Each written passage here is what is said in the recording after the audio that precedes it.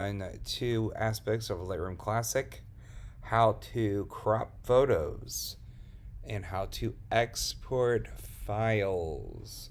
So, I'm in my folder of photos here that I've been working on. This is a band called the Airborne Toxic Event.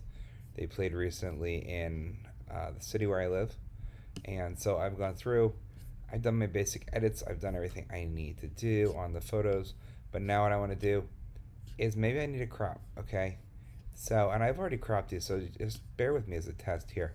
So let's say I had this picture here of the bassist, and I want to crop it, okay?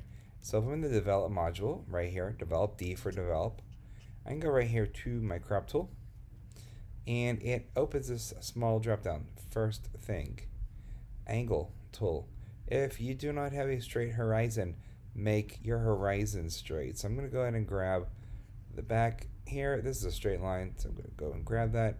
Okay, that tweaked it. Almost 6%, 6 degrees.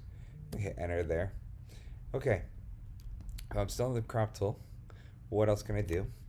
I can look at my ratio here. I can click there, it'll crop it. And go like this. I'm saying, okay, I want that cropped. That looks good. Or maybe I want more. Maybe I want to crop it a bit. Maybe I like something real close crop like that. Problem there. Let me just move this down so I don't cut his hand off. The problem there is in music photography, you never want to cut off the full instrument if it's available in the picture. So maybe I want to crop in there. Okay, a couple things. One, always lock this. Always. This maintains ratio. Here are my aspect ratios here. 1:1 square, 8:10, 8.5:11. I don't really use it. 5:7 and 2:3. 2:3 is digital native resolution, which smallest ratio that anyone would really print in, unless you're making wallets, is a 4:6.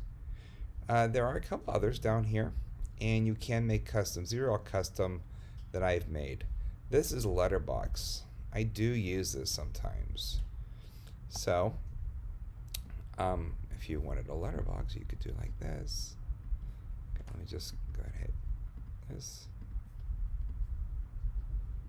Let's see here. I do sometimes. I don't think it would work for this photo though. Okay, I really don't think it would.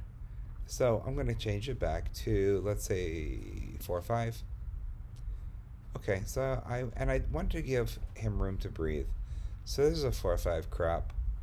If you need to angle it, you can tilt it a little bit here. You'll get your nice guidelines, but I already straightened it before. So always maintain some sort of ratio here. And then once you're done, hit enter. So then, okay, so now I want to export this photo or multiple photos.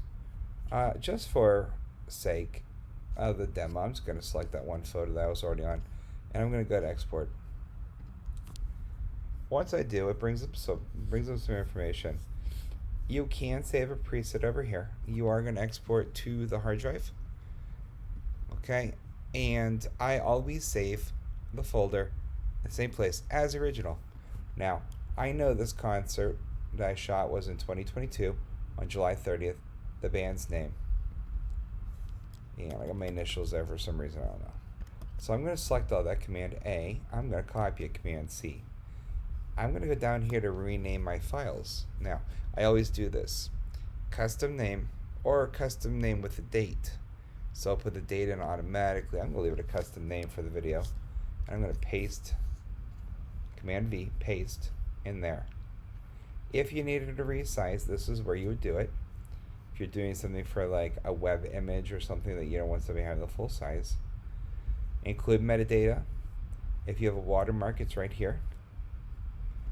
Let me go ahead and show you how to do a watermark. So a basic watermark, name, and then it shows you where it will go. So here's my font list. I can pick whatever font I want. That's the font I have. Bold if I want. I could align it. I could change the color. I don't change the color. Some people will put a shadow on. It's really to like, right? Opacity. If I want it super bright, which I really don't. And size. So you could have it where it goes across the whole picture. It could be in the center of the picture. It could be obnoxiously in the middle. Like, I'm going to make it so big. Okay.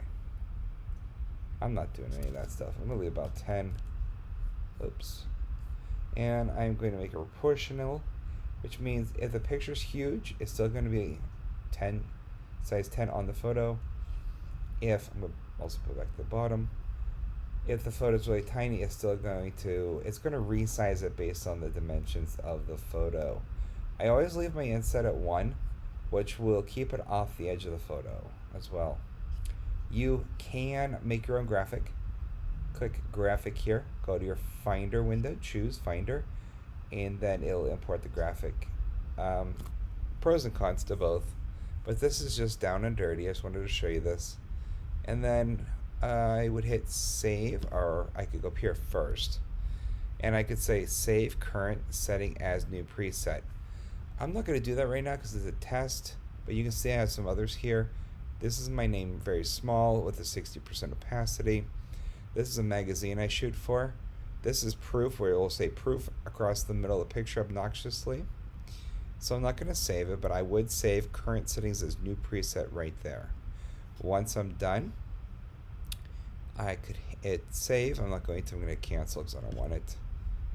I'll make sure that I'm going to just leave that on so you can see what it looks like with a watermark, and hit the export button. And here's a picture right there. Now, real quick, I did forget one small step when I was exporting. Right down here, post-process. Post-process, I always have show in Finder turned on, so that way the file will always pop up when it's done. I don't use these other things. Okay, I always do show in Finder. Okay, I hope that's helpful. I will talk to you soon. Thanks.